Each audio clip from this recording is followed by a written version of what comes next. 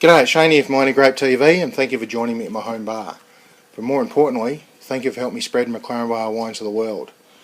Now today is the last of a series of videos I've been doing for wines that are going into the Taste McLaren Vale Backyard Shed Crew Pack, Red Pack, number 6. So the last one is the Graham Stevens Wines 2010 Vintage Liqueur Muscat. Now this liqueur muscat is not one of your standard Rutherglen type liqueur muscats, as they normally get aged for a long time and get blended across different vintages and things like this. So you notice this is a single vintage wine. So look, I've tried this a couple of times and really keen to share it with you.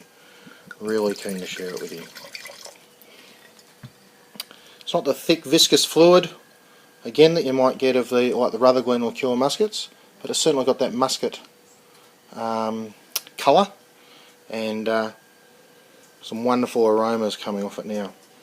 Now one of the things about muscat that I find interesting, and you get the same say with Moscato, which is also made from the muscat grape, is you get all these different grapes and they smell like different things. You get berries and apples and citrus and all that sort of stuff. And you know what the muscat grape smells like? It smells like grapes. And that's exactly what I'm getting here. It just smells marvellously like grapes. Yeah, sure, there's a little bit of tingle on the nose from the alcohol. What alcohol has he got this at? 18.9% alcohol, so say 19% alcohol. Good clean spirit been put in there, and just the muscat that's been aged for a couple of years. It's only just been released,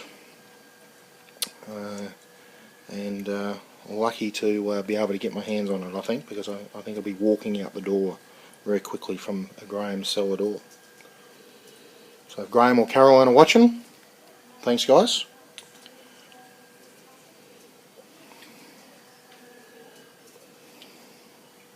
There's a bit of cold tea, maybe a little bit in there as well, but it really just smells like grapes, guys. It really does. So let's keep going with the wanky thing.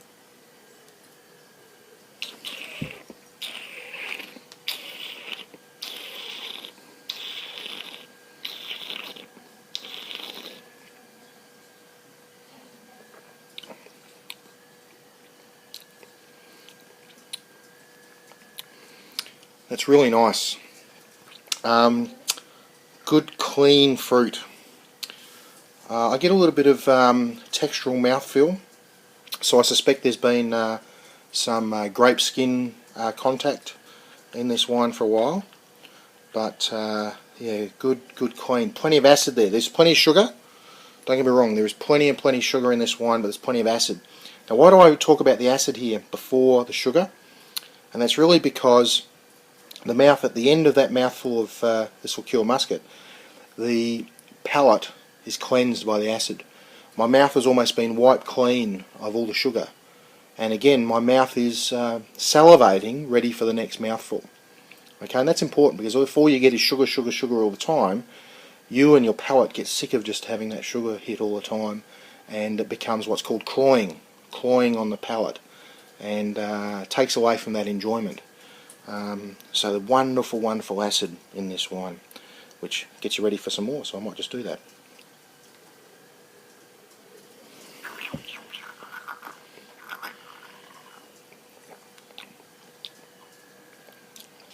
So again, I've talked about the textural feel, I've talked about acid. It tastes like the grapes. There's plenty of sugar there. You get a real sugar hit as well. Clean. The spirit that they've used is clean. They haven't used brandy. They've used clear, clean spirit, and I think the wine's showing that in a positive manner. Highly enjoyable wine. Now, interestingly enough, Graham has made this wine as something that you can do some different things with it. So let's be outside the square. Try this wine chilled during summer. Sure, trying it really chilled will knock off some of the flavours, but in a really hot day this will be very refreshing. very refreshing chilled. Or the classic use for a liqueur muscat is middle of winter. Now what I'm thinking here is some lovely dried muscatel grapes still on the in the bunches, a nice brie maybe, some wonderful water crackers, and just some nice slivers of say pear, or maybe even a Granny Smith apple on a nice platter, sitting there eating this. I'd be shoving you guys away.